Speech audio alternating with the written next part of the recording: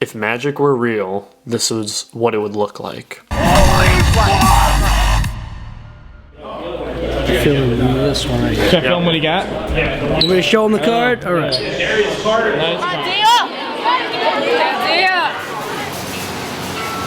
Put your hands out. Put your hands out, just like that. Are you gonna do the sandwich one? We're gonna try something a little different. Mixing it up. Check it out. That's what we're gonna do. You guys can see. Watch. You get your own deck of cards? Watch. Nice.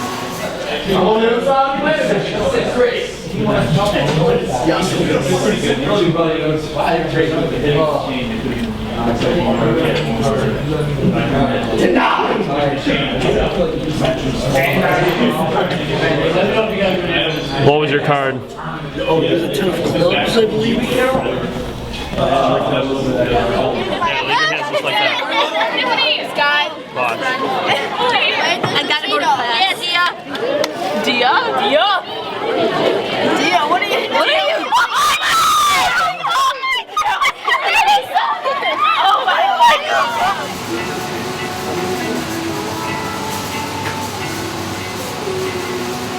Shut up! Shut up! What the fuck, dude? Shut the fuck up! Oh my God! Oh, what the fuck, dude? No! Get out of here! What the fuck was that? Camera girl goes. That didn't just I happen. think you need to bow or something. How did you do that?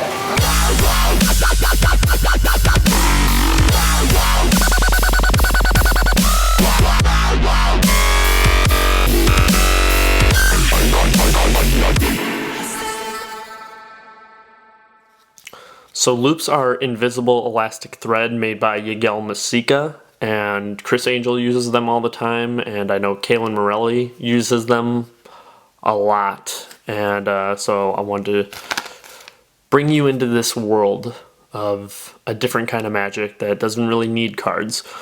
Loops come in this little envelope, and something Kaylin showed me that I want to get out of the way early is I used to put loops just around my wrists and take them out, and I'd have to wait till the end of the night to take them off. But I noticed when I hung out with Kaylin, I noticed that he kept them in his wallet. He kept it just like that, and when he needed to, he'd go to the bathroom, take it out, put it around his wrist, come back, do what he needed to do, and at the risk of not wanting to break them, he'd go back, or he actually just took his wallet out right in front of me and put it back on, back in the envelope to use later. If people aren't in the magic scene or know what you're doing, then they don't know what to look for.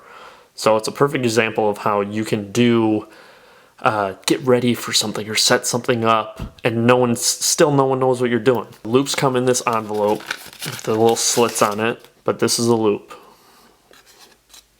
I'm gonna take it off. I have it right around my middle finger here. I'll try to keep this as in focus as I can. And what you do with this loop is you put it around your wrist. When you first start playing with loops, they're going to break. They will break. There's just not much you can do about it. And as you can see, I'm on my last one because the other 4 broke. I was at a party the other day and I lost 2. One broke on me while I was like getting ready, and the other fell off of my hand while I was performing something. I mean, the effect overall worked and it was great, but it just snapped off my hand, and once these fall on the ground, they're extremely difficult to find, especially in a party environment. The best way to get them to not break is to exercise them, to find their breaking point, and then just do this little number. I'll do this with 2 fingers, come in with 3 fingers, really stretch the elasticity on it. I'm going to leave a link in the description box of where you can buy loops, because everyone asks all the time, where can I get them? So I use penguinmagic.com, so follow the link, and feel free to use it. There's also a great DVD series called Gorilla Guide to Using Loops featuring Daniel Garcia and a few other great magicians who will teach you firsthand how to use these and some of the effects that they've come up with. So I'm going to continue to stretch this out. This is my last loop. So what kind of teacher would I be if my last loop broke and I'm trying to teach you how to kind of get started with these things? I'm only going to show you 2 effects right now, 2 key and necessary effects. The haunted deck, and there's 2 methods to go about it. There's the standard way, and then there's the Dynamo way.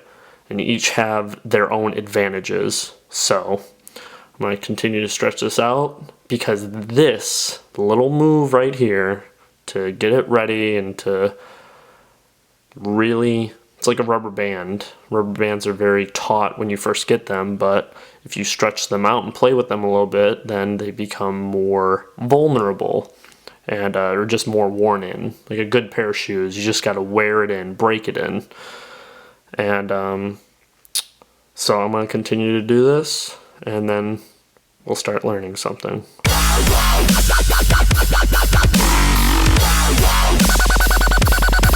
These types of cards with the black edges and the black faces are perfect for using loops because the loop itself is black. A tip that I've just come across from playing with loops is that if you put your hand like this and you move your thumb around, you get that little bridge hook in your finger, or in your bones popping out naturally.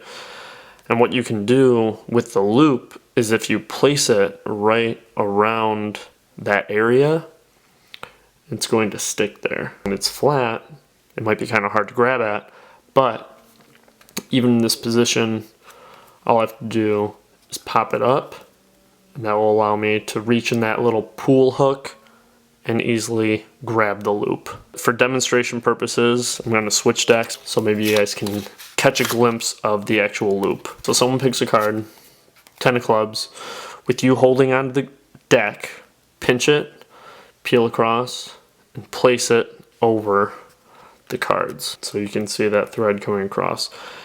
And with this, you have a lot of free range to riffle the cards, and because it's elastic, it will stretch. That's what it's designed to do.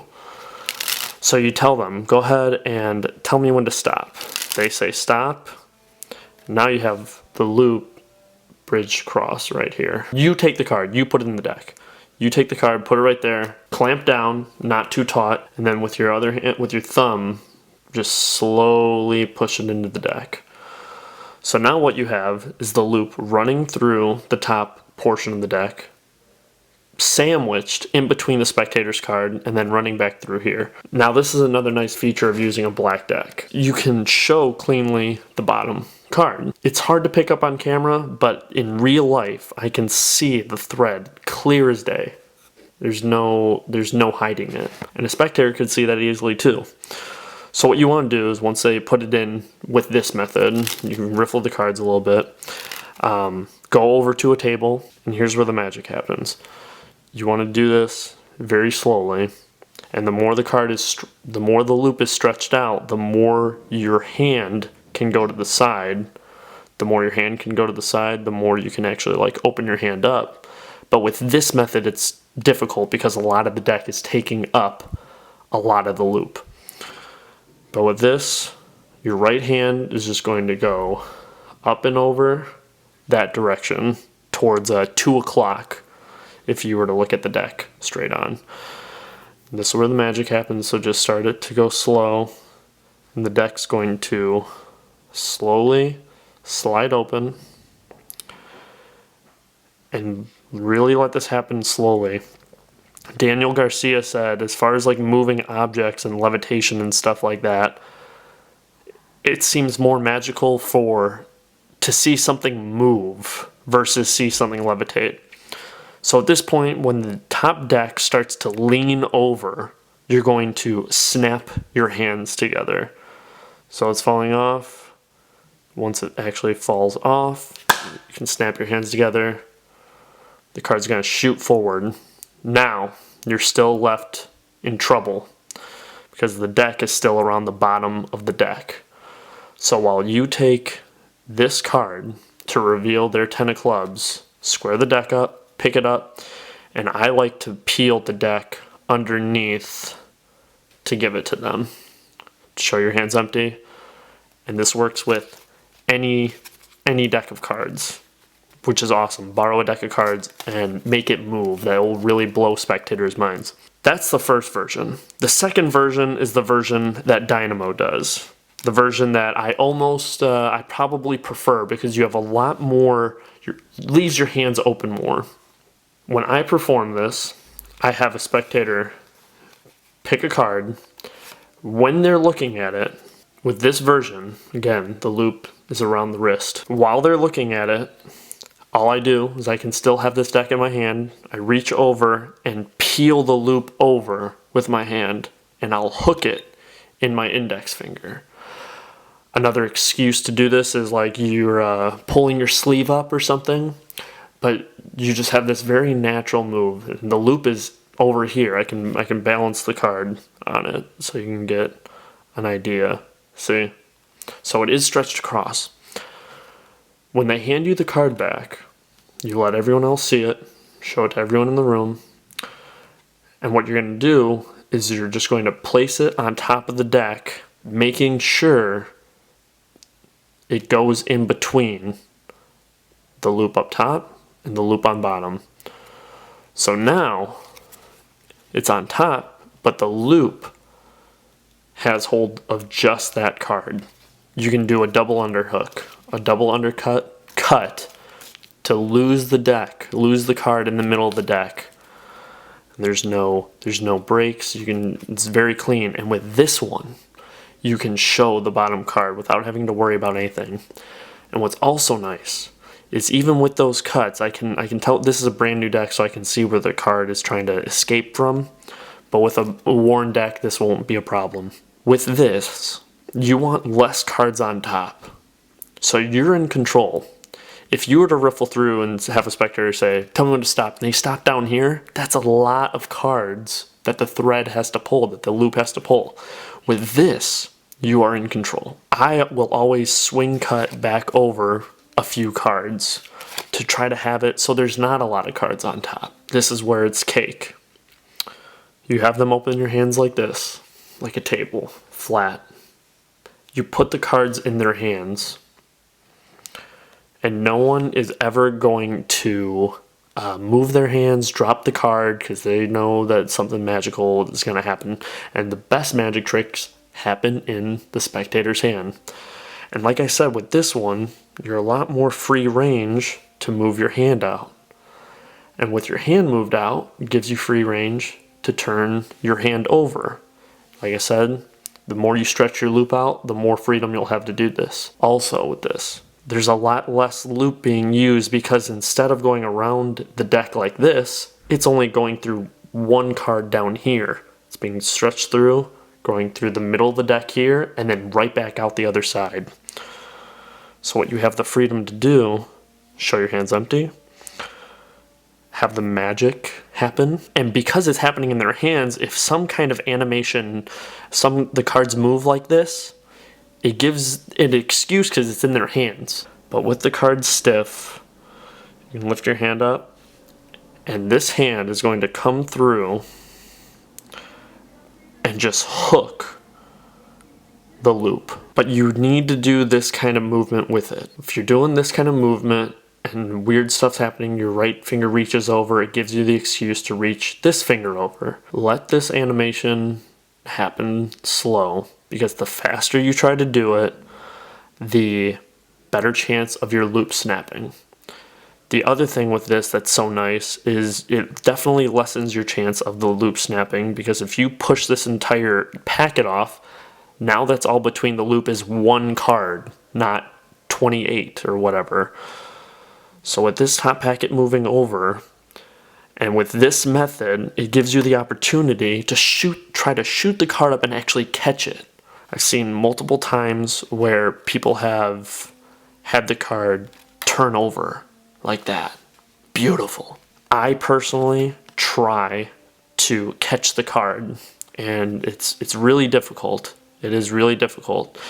And be careful when you're practicing this, because I was practicing this and trying to get the card to shoot up and catch it in my hand so many times that I broke probably 4 loops before I ever performed any loop work to anyone. I prefer this method of the haunted deck, but it's not uncommon that I'll use the other method and just place the cards on like a black surface. This stuff is really fun to use loops, and people will not catch it. If magic were real, this was what it would look like. And when you're done, just go away, go into a bathroom, stretch this out, put it back in the envelope, put it back in your wallet. The other thing that's really hard to remember is having shirts on, having jackets on. If you have a loop around your wrist and you take it like hoodie off, it can easily get snagged on there and break instantly. If this touches Velcro, it's pretty much done. Trying to get it out of Velcro is extremely challenging. Be careful. Buy a couple sets, buy like 10 to 15 loops total. You know, I know that's like $20 to $30, but loops are very magical, and you can do more things with it than just using cards. Make sure to subscribe to How to Disturb Reality for more tutorials, as well as following me on Facebook and Twitter and Instagram at Jarek120. Subscribe to my other channel for daily vlogs. Be inspired to learn, aspire to disturb, and always rise above.